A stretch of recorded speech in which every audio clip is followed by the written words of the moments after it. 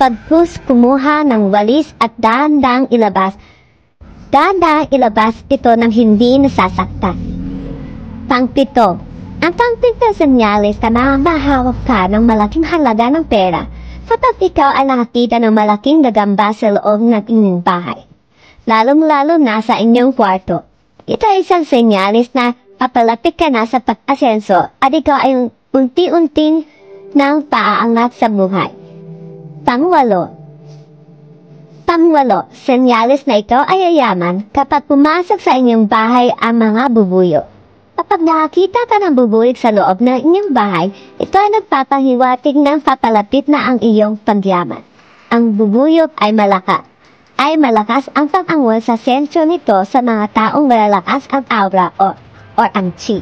Kapag naramdaman nila na malakas ang inyong aura at positibo ang iyong pananaw, agad silang lalapit o papasok sa iyong tahanan dahil nararamdaman nila na may paparating sa inyong napakalaking blessings na malapit nyo nang mahawakan. Pang-9. Ang pang-9 na senyales na may papalapit na swerte sa iyo ay ang itim na langgam.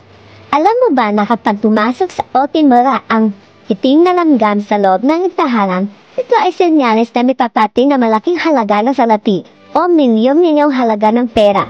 Maaaring 1 o 2 sa inyong pamilya ay may malapit ng sa tagumpay.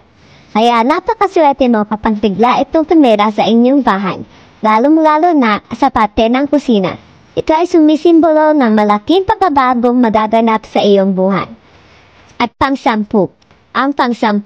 Kapag madalas ka na makarinig ng huni ng mga ibon, lalong-lalo na sa umaga.